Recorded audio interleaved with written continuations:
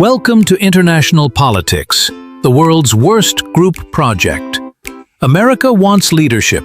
China wants respect. India wants a seat at the adult table. And Europe just wants to write the rules nobody reads. But here's the funny part. China, once the rising superpower with a long waiting list of strategic partners, is suddenly discovering the room is getting very quiet. China looks around and asks, "Where did everybody go?" Answer: they all ran to America, or ran away entirely. Welcome to China's friendship crisis, Global Edition. It started simple. China thought building roads, ports, and giving loans would create loyalty. But countries looked at the fine print and said, "Wait, this bridge costs more than my entire GDP?" Belt and Road Initiative quietly turned into borrow, regret, inshallah. Suddenly, countries began asking dangerous questions like, "How do we repay China?" And China replied, "You don't. You just give us your port for 99 years. Friendship level, -1.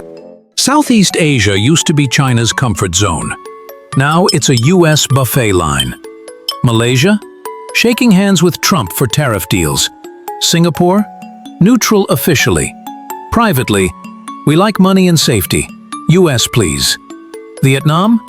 China's frenemy since 1979. Upgraded ties with the US to comprehensive, strategic, big friend forever. Philippines? Went from China is my brother to US, please build bases everywhere, thank you. Indonesia? Taking US chips investment while smiling politely at China. China watches all of this, like a guy at a wedding watching his exes sit at the same table. India, the only country that treats China like a neighbor who keeps drilling the wall at 3 a.m. Border clashes, trade bans, and TikTok exiled forever. India is now the US's new best friend, mostly because both dislike China and love chips. Sri Lanka. After Belt and Road Initiative debt disaster, Colombo said, "Okay, IMF, please fix my life."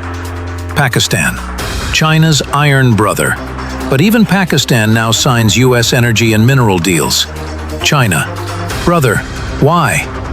Pakistan, brother, survival. Japan and South Korea used to balance between the two giants.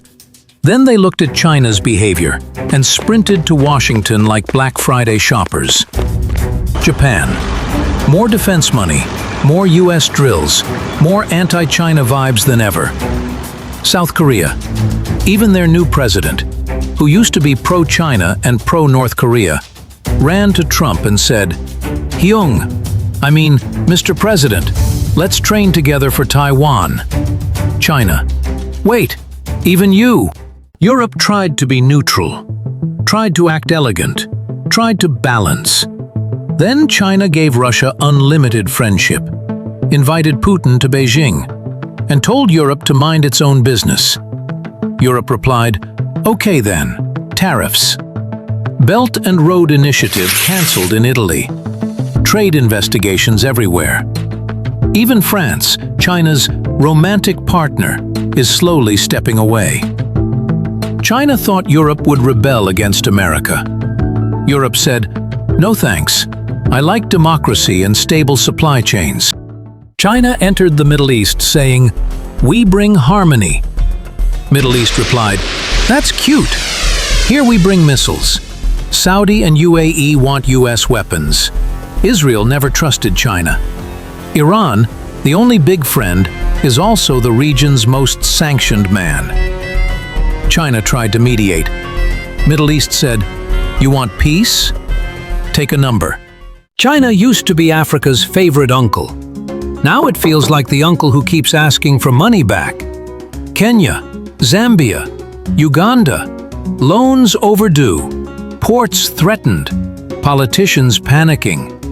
China says, "It's business." Africa says, "I thought it was friendship." Ah yes, Russia, China's no-limits partner. The only friend who borrows money, asks for weapons, loses territory, blames NATO, and still shows up for free food. China thought Russia was a geopolitical asset. Turns out Russia is the friend who keeps starting fights and expects you to help hide the evidence. To be fair, China isn't evil, it's just misunderstood by 6 continents.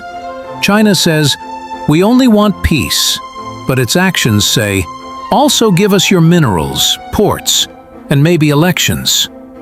Countries look at China and think, how to do business without accidentally losing sovereignty. Team America, Japan, Korea, Philippines, India, Europe, almost all of ASEAN, most of Middle East. Team China, Russia, North Korea, and a few countries who need loans urgently. Team pretending to love China, Cambodia, Laos, maybe a few others. Team confused, Africa. So yes, China still has partners, just not the ones it hoped for.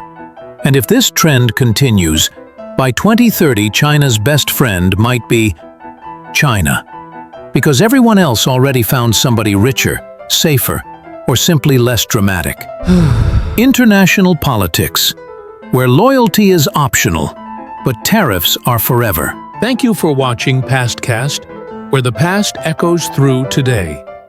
If you enjoyed the satire, scrolls, and scandals, like, subscribe, and ring the bell before the next empire falls.